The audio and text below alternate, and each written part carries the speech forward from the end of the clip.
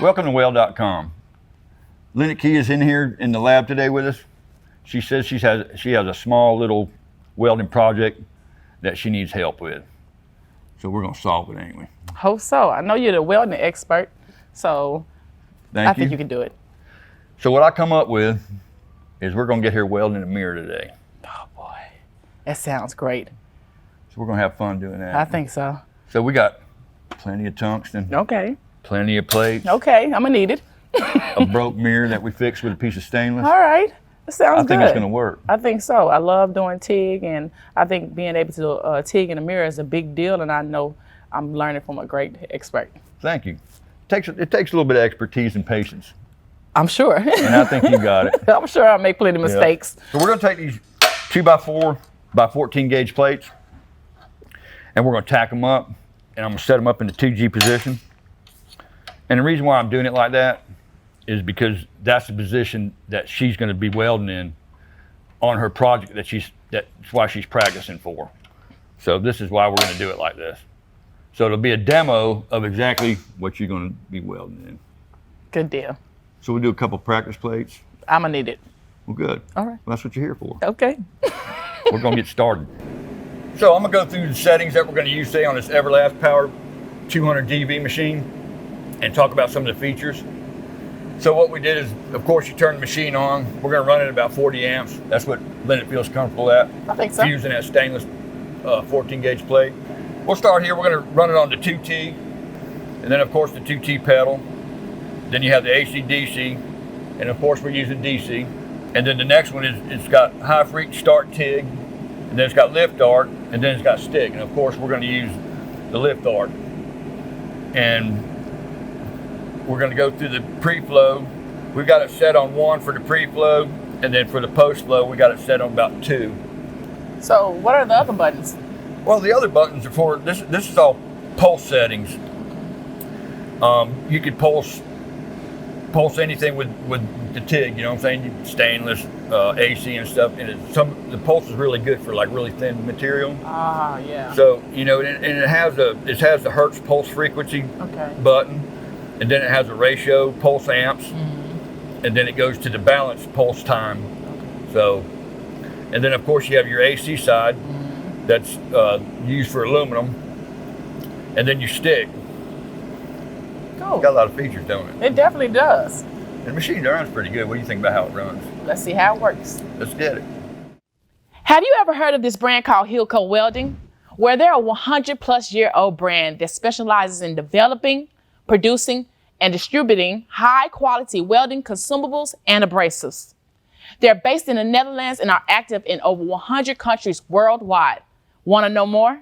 You're in luck. They will be hosting an amazing virtual fair to make it easy for everyone to get to know their products and interact with them. The virtual fair is based in a 360-degree environment. There you can see the impressive warehouse, which, by the way, is packed with the finest welding consumables. They even include a treasure hunt. Try finding everything.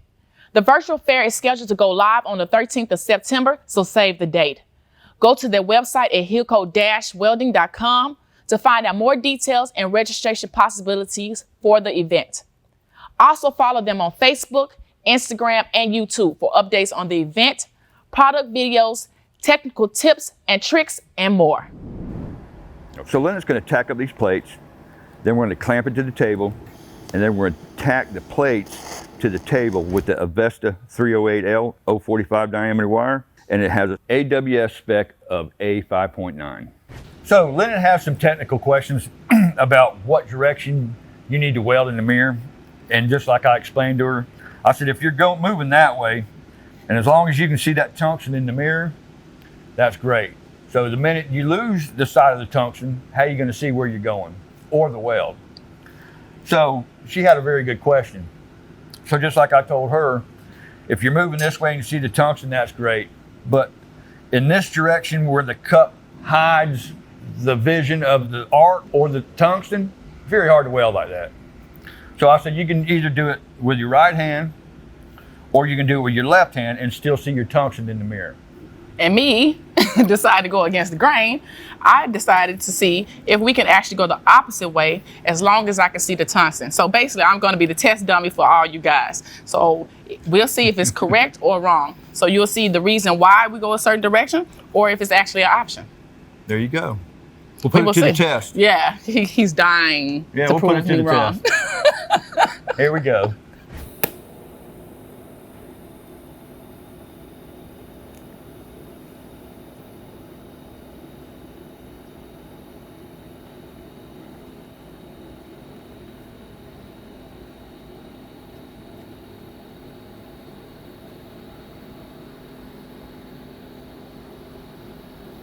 Oh, sorry.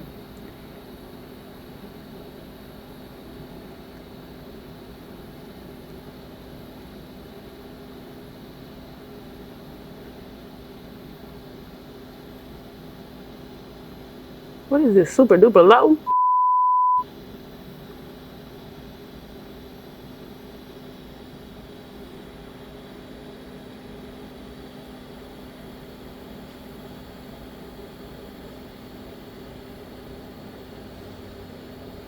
Can't really see now. So where he coming from now? Ooh, I see what he's talking about now.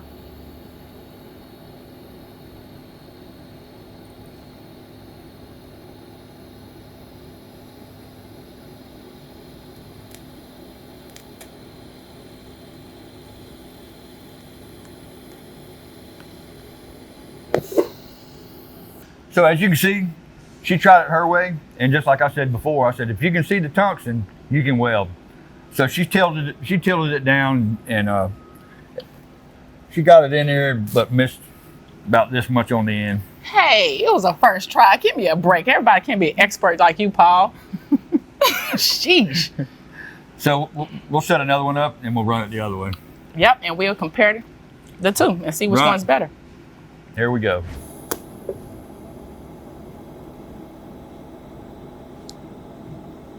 Oh, I still don't like it. I like it the other way.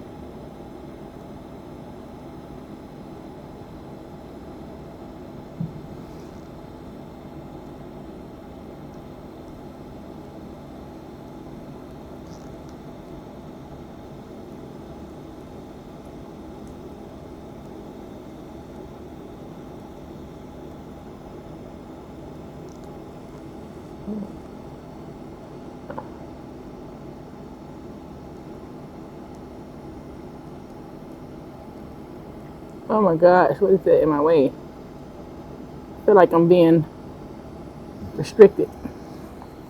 Oh, it's the mirror. What? Oh, it's the mirror. Well, check this out. So on the first one, she started from the left and went to the right. On this one, she went from the right and went to the left. And what do you think about that one? Well, I think they both have their strong points. I think this one I felt like I could see the line a little bit better, even though I did switch helmets. The other way, I feel like I am more comfortable with dragging.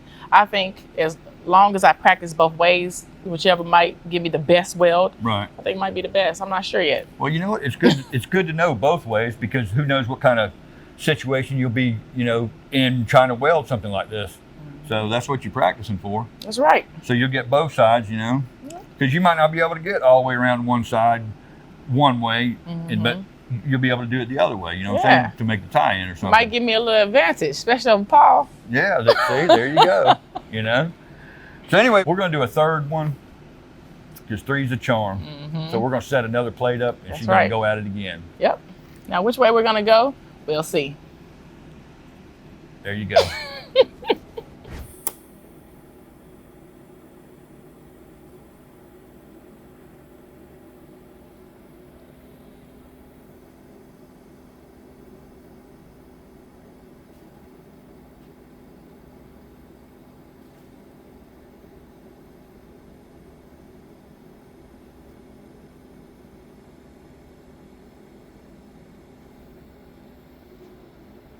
I have no clue if I'm halfway. I didn't know if I was halfway or not. You're all right. Go, keep going. You got it. I was supposed to go to the other side, that's what I'm saying.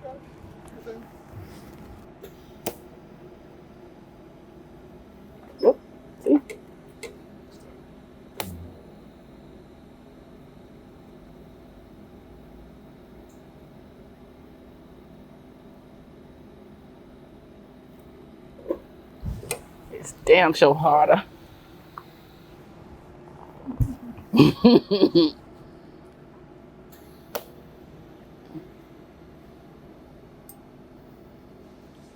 Oh, there we go. There you are. There you are, pretty. Oh, that's pretty. So check this out. We got the 3 plates on display, and you can see where she started, and she went from left to right on the first one.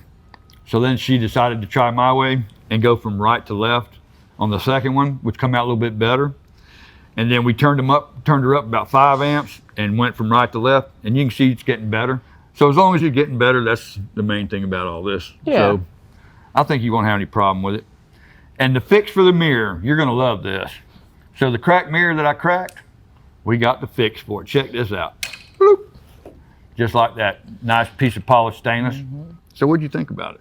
I think a lot of your advice you gave really helped. I think some with my shade being a little darker, dealing with when I went from left to right, with trading helmets and brightening up the shade a little bit. I think it made a difference, and also helping with the different positions. So I think a lot of practice and just listening to some great advice about how to switch up your helmet sometimes, because that can make a big difference. I think just practicing both ways and being good at both will be great. That's great. Thanks for watching today. If you have any questions or need any help, go to our forum and connect at Weld.com/forum. Yeah, if you want to check out exclusive content and member perks, join our channel and support the Weld.com community. See you on the next one.